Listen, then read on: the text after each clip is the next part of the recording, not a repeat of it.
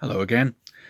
In this video we're going to build on the previous one and make a more complicated sequencer for the gear and doors. And this time we're going to make a sequencer suitable for the likes of the P-51 Mustang or F-86 Sabre, where the doors close up again after the wheels are down. Now, I'm not going to go through doing it from scratch all over again. I'm going to build on what was done in the previous one. So if you're a bit unsure, do have a look at Sequencers Episode 1, because I'm simply going to follow on from there. So we go into our menu, into Advanced Properties, Sequencer. There we are. If you remember, we've got the gear here on channel 6, I think it is.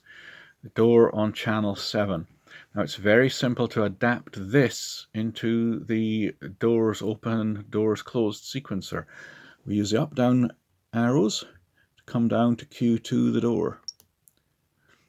And if we open up the programming, time 0, if you remember, the doors start off shut, they immediately open, and they stay open for 2 seconds, well, in fact indefinitely, but when the sequencer runs the other way it picks it up at 2 seconds, and then at 1.9 seconds and 2 seconds it closes them again. So all we're going to do is run along. See the vertical bar?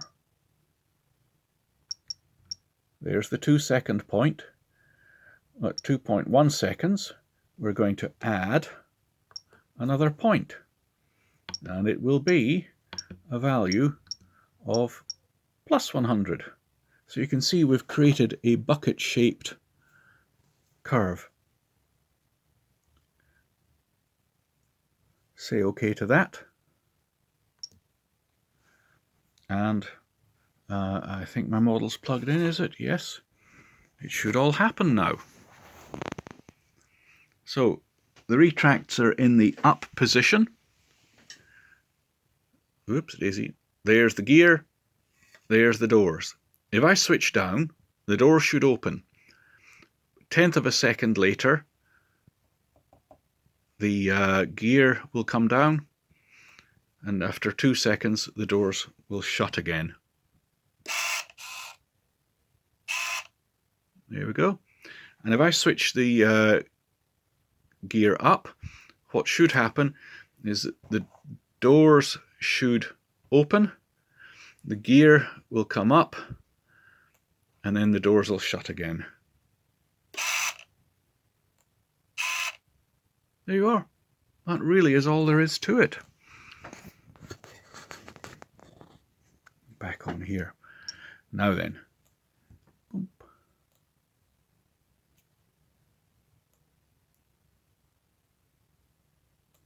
What if you have servo-driven doors rather than air valve? Wouldn't it be nice for them to move at a more realistic speed instead of just slamming up or down? Yeah, we can do that in the sequencer. Come back to Q2, the door sequencer. Come to the time value. Now, we said here at 0.1 second, from 0 to 0.1 seconds, the doors would open. So it pretty much means your servo is going to run at full speed. Let's delete that point. Now, what we need is at, say, 1 second, create a new point, and its value would be that minus 100 that we originally had. Yeah? So now can you see it's going to move the servo slowly from fully shut to fully open. It will take a second to do it. What we'll need to do is leave a little bit more time there. So we'll bring it along to there. Do you know what? We can leave that in for the moment. It's that point we'll need to be rid of. Where was this? 1 second. We'll have them open for 2 seconds, so we'll take it to 3 seconds. Create a new point, that's fine. And then we want it to take a second to close. So we'll run along to 4 seconds. Create a new point, but of course we want it to be the closed value.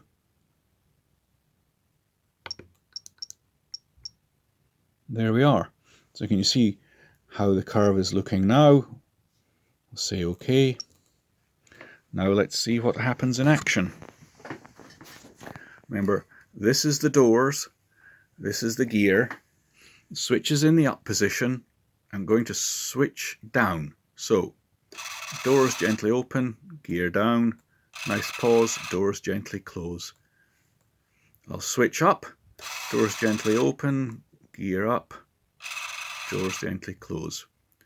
Now obviously I haven't yet adjusted the gear timing to suit the door timing, because I've extended the doors. You'd want to give a little bit more delay, but you get the general idea. You get fantastic control in the sequencer, not just the sequence of events, but the speeds at which they can run. And although I used plus and minus 100%, which is fine if you've got an electronic air valve, if you're using a servo, then to drive a mechanical valve, instead of using plus or minus 100%, you'd use whatever percentage is relevant to control the travel so that you get just the end of the mechanical valve without binding the servo.